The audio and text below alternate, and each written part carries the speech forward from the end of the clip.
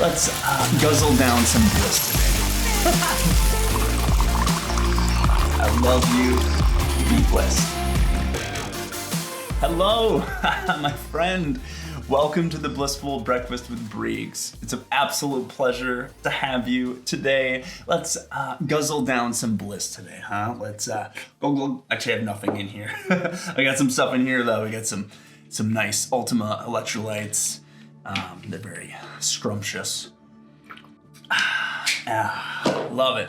All right, today we're gonna get absolutely high on some bliss, and we're gonna talk about triggers, being triggerless. Now, we all get triggered from time to time, probably every single day. We all experience external circumstances that get us angry, that get us triggered, that get us in a state of unrest, uneasiness. You just, something freaks you out, something pisses you off.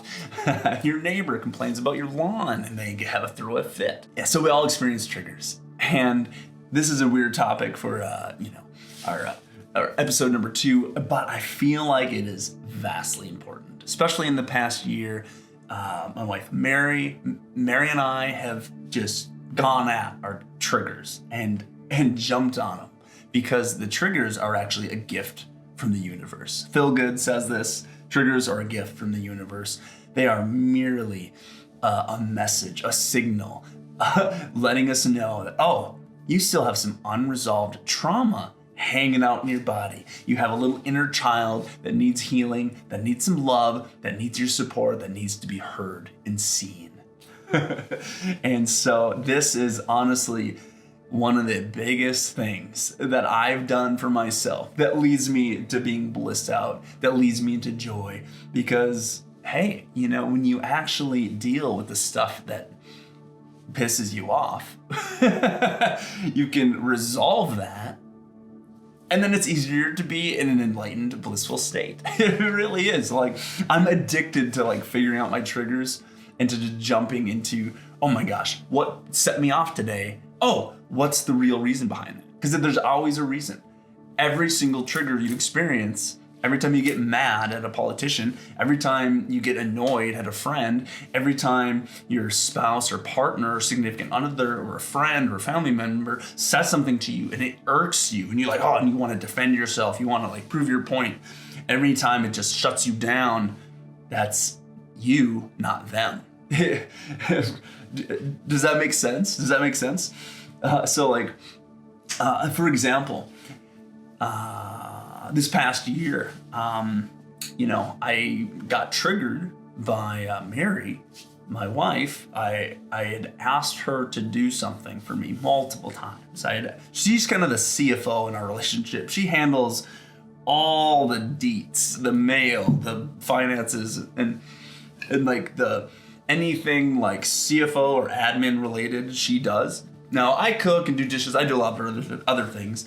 Hopefully try to pull my weight. But so she's all about that action, which I love. I love her for that. She's amazing. Incredible woman. Anyway, I had asked her, man, all right, can you set up my business account to so I can have online banking or whatever? I'm like, okay. So that's been many months of could you please do that for me?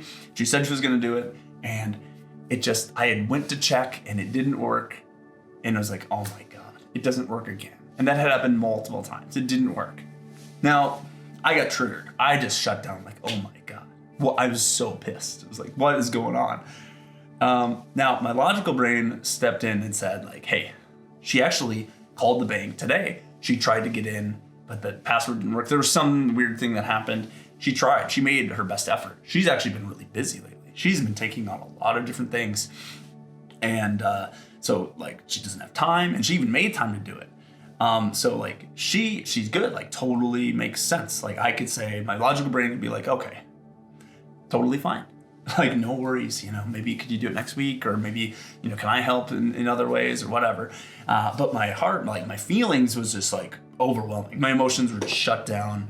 I'm pissed. This is it. We're over, and I was conscious enough to remove myself from the situation. I kind of shut down, the silent treatment, which I hate, but I just got myself upstairs, and this sounds weird saying it because I don't do this often, but I think I took a bath and meditated.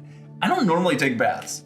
I don't know what happened or how I even had the time to do that. But I think I took a bath. I meditated. I just like, what is this? Why did I get triggered by this thing? In my like time alone, I discovered it like sent me back. And I discovered that, it's the feeling of feeling unsupported that I got triggered by. It was like she didn't have my back. She didn't support me. And my brain took me to this moment when I was a child. My mom, so she went through a very difficult life. She would have these mental breakdowns occasionally, and where she would kind of resort to a child, probably her little inner child that wasn't healed and resolved, and she would just kind of shut down and would like not function. And so I remember we like got home or something, and we were in the van, and mom shut down, and she was unresponsive. She was like a child that was just like not really there, and it was kind of terrifying. My older sister was kind of focused on my mom and helping her, and I was a little kid, and I had a younger sister, and I remember just feeling so hopeless and unsupported, like, wow, I don't know what's happening. So like my mom's not there for me, my older sister is just there for my mom, my younger sister, well, she's younger than me, so it's like I feel like I have to help her or be with her, and no one's there to support me. No one. And it's funny because I grew up with I had developed a curved spine, a scoliosis, and had like back problems and all sorts of stuff. And it's funny that I discovered wow, I felt unsupported.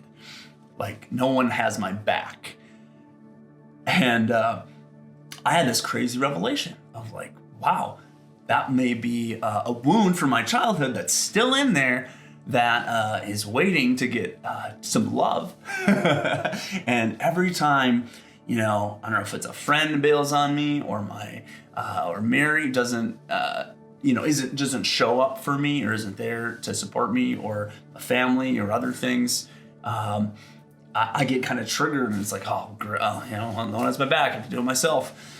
And it was like totally made sense. And it was this huge revelation. And I was able to just like mend that part of my relationship with Mary, and to not, since then, I don't get triggered by that kind of stuff anymore. I just have more grace and more love and compassion. And I feel like I did the work. And so the technique is, when you can find a trigger like that, and if you can just sit with it and identify, wow, maybe you don't have to find the exact moment, or if there was a scenario in your childhood, I don't think you have to, but you can sit with the feeling of whatever you're feeling, and love it and accept it. Because when we hate something, when we push against it, it kind of comes back. It, like whatever you resist persists, right? And so if you sit with it and love it and accept it, I recommend watching Kyle Cease if you've never heard of him. He does this kind of work, and he's incredible at it. But he makes it pretty simple. You just like sit with your inner child and you hold space for it. You're like, yeah, you are allowed to feel unsupported in my body. Try saying that. Like, you are allowed to feel afraid in my body. You just kind of sit with it and just like love it. Love your inner child, and you can just release it. And so I did that, and boom, it's been a lot better. So I love tackling my own triggers, because it's just a sign from the universe. It's a sign from God that there's something unresolved in my heart that I can deal with. It's always me. I love the freedom of taking full responsibility for my external circumstances. It jacks me up because, wow, it's liberating to take control. Like, wow, what how I show up to the world makes a difference. Whatever I am putting out into the world will come back to me, and whatever is coming at me is for my own good. Life happens for you instead of to you. Cheesy line, but it totally makes sense. I believe anyway. That helps me to get jacked up in bliss. So, I encourage you to take a look at what triggers you. I believe that we can be triggerless. We can be absolutely triggerless. We can live a life that is free and clear, that we can take control of our circumstances. Now, I say that, so take control of our reality. You can't really control your circumstances. They just happen to you. But you could say, well, why is this happening? You could ask why questions instead of feeling like a victim. See, I believe we're supposed to be creators. We're here to be creators. We are here to create a glorious life. and to learn and to grow and for our soul to evolve. And so the way to do that is to overcome all the traumas of our past and of previous generations, and to resolve that, transmute that old energy, give it a fresh life. And I believe we can walk through this earth triggerless. And it's a process, but it leads to generous freedom and tremendous amount of excitement and to bliss. So yeah, another technique, and I'll talk about, we'll do a lot of videos on this because it is so important. Another technique is to imagine your triggerless self, your higher self. Close your eyes, imagine having a conversation with the you that's invincible, that nothing ticks them off, that they are calm, powerful, amazing, at peace. Imagine talking to them and then becoming them. Or just imagine this scenario, of your friend pissing you off and talking about something and calling you out and projecting their own insecurities on you. And just imagine that, and how would they respond? How would that version of myself respond? And it's kind of helpful. They would accept and see, they're just projecting their own insecurities. And it's not about me, it's actually about them. And I just have love and compassion and grace for them. That's probably what your higher self would do, right? All right, I love you. Stay blessed. If you like this action, subscribe and let me know what you think. All right, I love you. Take care.